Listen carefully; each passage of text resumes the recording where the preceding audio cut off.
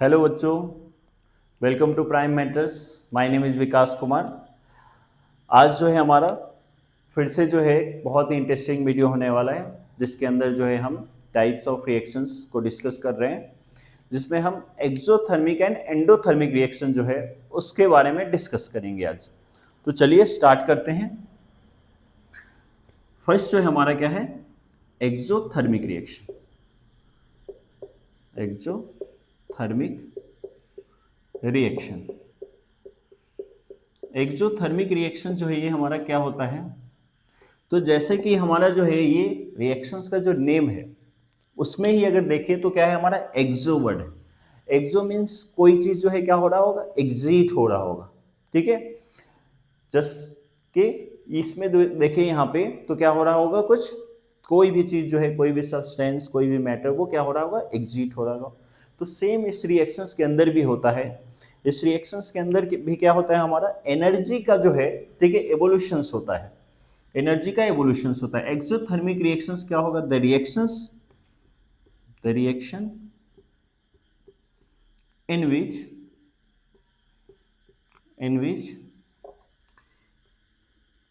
Energy is release. वैसे chemical reactions जिसके अंदर एनर्जी क्या होगा, हमारा रिलीज होगा, ठीक है, in the form of heat energy, उसको हम लोग क्या बोलेंगे, एक्सोथर्मिक रिएक्शंस बोलेंगे। जैसे एग्जांपल्स की बात करें, हम एक्सोथर्मिक रिएक्शंस के एग्जांपल्स की बात करें तो कैल्शियम ऑक्साइड जो है हमारा, कैल्शियम ऑक्साइड और वाटर, कैल्शियम ऑक्साइड और वाटर का जो रिएक्शंस है, ठीक है, ये एक्चुअली हमने कॉम्बिनेशन रिएक्शंस के अंदर भी पढ़ा था। तो यहाँ पे जो है हमें क्या देखने को मिलता है, कैल्शियम हाइड्रोक्साइड बनेगा, कैल्शियम हाइड्रोक्साइड, और उसके साथ साथ जो है कुछ हीट भी जो है हमारा क्या होगा, रिलीज होगा। तो यहाँ पे हमें देखने को मिल रहा है, ये एक्चुअली में देखें तो कॉम्बिनेशन रिएक्शंस ही, एक्चुअली में क्या हो रहा है, हमारा कॉम्बिनेशन रिएक्शंस ही। और कॉम्बिनेशन रिएक्शंस जो है जनरली जो है, यहीं से देखिए तो कॉम्बिनेशन रिएक्शंस वो क्या होगा, हमारा एक्सोथर्मिक इन नेचर होता है। सिंपली जब भी कोई दो सब्सटेंस जो है, ठीक है, जब भी कोई दो सब्सटेंस जो है हमारा कंबाइन होगा, ठीक है, मतलब दो एटम्स कंबाइन हो रहा हो, ठीक है, और दो एटम्स जो है, ठीक है, जब कंबाइन होगा तो स्टेबिलिटी जो है, स्टेबिलिटी गेन करने के लिए, स्टेबिलिटी गेन करने के लिए वो क्या करता है, जो एक्स्ट्रा एनर्जी उसके अंदर होता है उसको क्या करता है, वो रिलीज करता है। एक्स्ट्रा एनर्जी जो है वो उसको क्या करेगा, रिलीज करता है। या सिंपली अगर देखो, अगर हम दो जो है, दो फिंगर को भी अगर हम ऐसे क्या करते हैं, जोड़ते हैं, ठीक है, दो फिंगर को भी हम ऐसे जोड़ते हैं तो हमें क्या फील होता है, हीट फील होता है। क्योंकि अगर देखें इस फिंगर के ऊपर अगर देखें तो कुछ ना कुछ पार्टिकल्स होंगे और इस फिंगर के ऊपर भी पार्टिकल्स।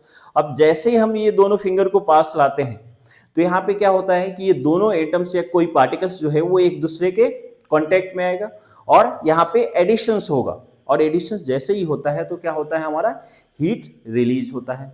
तो जितने भी जितने भी हमारा क्या होगा, कॉम्बिनेशन रिएक्शंस होंगे वो सबके सब कैसा नेचर का होता है, एक्सोथर्मिक इन नेचर होता है। और भी अगर हम एग्जांपल्स की बात करें, और भी एग्जांपल्स की बात करें तो हमारा जैसे CH4, CH4 जो है हमारा क्या होता है, मीथेन, मीथेन। और ये जो हमारा मेन कंस्टिट्यूएंट होता है किसका, कंप्रेस नेचुरल गैस का, ठीक है, जिसे हम और बायोगैस भी बोलते हैं। जैसे ये ऑक्सीजन के प्रेजेंस में आएगा तो ये क्या बनेगा, CO2 बनेगा, ठीक है, और H2O बनेगा, और क्या बनेगा, हीट रिलीज होगा। इससे भी क्या रिलीज होगा, हीट रिलीज होगा। तो यहाँ भी क्या हो रहा है, हमारा कॉम्बिनेशन रिएक्शंस हो रहा है। एक्चुअली में इसको देखें तो और हम क्या बोलते हैं, जब हम कार्बोनेटेड कंपाउंड जो है क्लास 10th का जो है, ठीक है, लास्ट चैप्टर पढ़ेंगे तो उसके अंदर भी देखेंगे इस रिएक्शंस को। एक्चुअली में हम इसको क्या बोलते हैं, कॉम्बिनेशन कंबशन रिएक्शंस बोलते हैं इसको, ठीक है। तो यहाँ पे भी देख रहे हैं, ठीक है, मीथेन जो है ऑक्सीजन के प्रेजेंस में आने के बाद जो है जब ये बर्न होता है तो CO2 H2 और क्या बनता है, हीट एंड लाइट प्रोड्यूस करता है। तो जैसे ही इसको पहचानने का अगर सिंपल तरीका देखें, एक्सोथर्मिक रिएक्शंस को पहचानने का सिंपल तरीका देखें, तो प्रोडक्ट के अंदर हमें क्या करना है, क्या देखना है, हमें हीट देखना है। प्रोडक्ट के अंदर जैसे ही अगर हीट दिखे किसी रिएक्शंस के अंदर, तो हम क्या बोलेंगे, वो रिएक्शंस कैसा है, एक्सोथर्मिक इन नेचर है। ठीक है, तो यहाँ पे एक जो है हमारा मेन पॉइंट जो है, बहुत इंपॉर्टेंट पॉइंट है, उसको हम नोट डाउन कर सकते हैं। All combination reactions, combination reaction is exothermic in nature, exothermic in nature। जितने भी कॉम्बिनेशन रिएक्शंस है वो सब के सब एक्सोथर्मिक है। सिंपल अगर देखें यहाँ पे कार्बन जो है, कोल, वो भी अगर ऑक्सीजन के साथ जो है कंबाइन होगा और CO2 बनेगा, क्या बनेगा, और हीट एंड लाइट प्रोड्यूस होगा, इससे भी हीट एंड लाइट प्रोड्यूस होगा। ये सब हमारा कैसा है, कॉम्बिनेशन रिएक्शंस। यहाँ पे देखिए H2 प्लस O2, ये वाटर का फॉर्मेशंस करता है, H2O का फॉर्मेशंस करता है। यहाँ पे भी हमें क्या देखने को मिलता है, हीट और लाइट प्रोड्यूस होगा, हीट एंड लाइट प्रोड्यूस होगा यहाँ पे भी। ठीक है, तो all combination reactions are exothermic in nature. ठीक है, तो ये चीज जो है हमें याद रखना है। सेकेंड जो है अगर हम देखें, endothermic reaction, endothermic reaction, endothermic reactions की अगर हम बात करें, एंडोथर्मिक रिएक्शंस की बात करें बच्चों, तो यहाँ पे जो है जैसे एक्सो मीन्स क्या होता है हमारा, एग्जिट करना, उसी तरह एंडो मीन्स क्या होता है, इन होना। ठीक है, तो वैसे केमिकल रिएक्शंस जिसमें जिसमें क्या होगा, हमारा एनर्जी की रिक्वायरमेंट होगी या एनर्जी क्या होगा, इन्वॉल्व होगा, उसको हम लोग क्या बोलेंगे, endothermic reactions. The chemical reactions, the chemical reaction, chemical reaction in which heat is required, heat is required, उसको हम लोग क्या बोलेंगे, एंडोथर्मिक रिएक्शंस बोलेंगे। जैसे डीकम्पोजिशन रिएक्शंस की बात करें, तो जितने भी डीकम्पोजिशन रिएक्शंस थे उसमें क्या था, एनर्जी की रिक्वायरमेंट थी, एनर्जी की रिक्वायरमेंट थी। जैसे डिकम्पोजिशन ऑफ, हमने लाइमस्टोन पढ़ा था, उसके अंदर हीट एनर्जी जो है, थर्मल एनर्जी की रिक्वायरमेंट थी। ठीक है, डिकम्पोजिशन ऑफ वाटर जो हमने पढ़ा था, उसके अंदर इलेक्ट्रिसिटी की रिक्वायरमेंट थी। उसी तरह डिकम्पोजिशन ऑफ सिल्वर क्लोराइड देखा था हमने, उसमें क्या था, सनलाइट की रिक्वायरमेंट थी। तो ये सब जो है एनर्जी का फॉर्म है।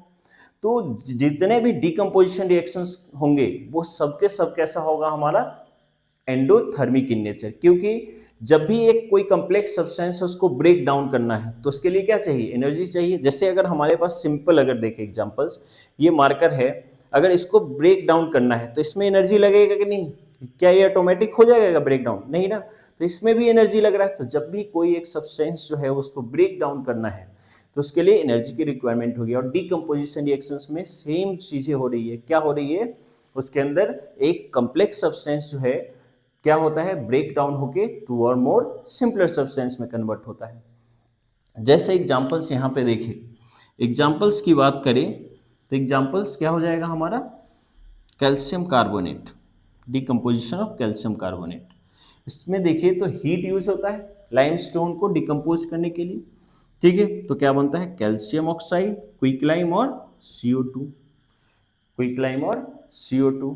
ठीक है, फेरिक, यहाँ पे देखिए फेरस सल्फेट FeSO4, इसका डिकम्पोजिशन क्या बनता है, Fe2O3, SO2 और SO3। ठीक है, सल्फर डाइऑक्साइड और सल्फर ट्राइऑक्साइड। तो यहाँ पे देखिए एंडोथर्मिक की बात करें, एंडोथर्मिक को पहचानने का, जैसे एक्सोथर्मिक रिएक्शंस को पहचानने का तरीका हमने क्या बताया, कि जैसे ही किसी केमिकल रिएक्शंस के प्रोडक्ट के अंदर अगर हमें हीट जो है दिखता है, ठीक है, तो उससे हम एक्सोथर्मिक बोलेंगे।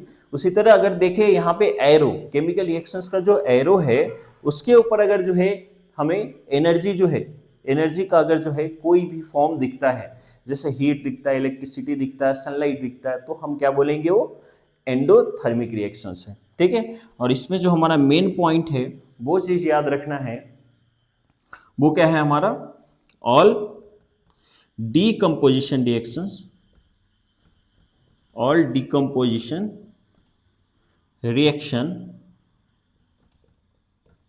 is endothermic in nature, is endothermic in nature। जितने भी हमारा डीकम्पोजिशन रिएक्शंस होगा वो सब के सब कैसा होगा, एंडोथर्मिक इन नेचर होगा। ठीक है, all decomposition reactions are endothermic in nature.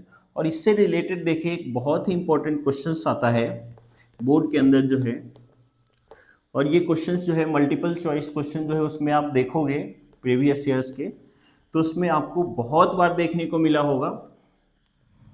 ठीक है, जैसे अगर देखें यहाँ पे तो क्वेश्चन कुछ इस टाइप से है। ठीक है, रिएक्शंस गिवन रहेगा। ठीक है, हमारे पास जो है सपोज जो है कैल्शियम कार्बोनेट जो है उसका डीकम्पोजिशन लिखा हुआ है।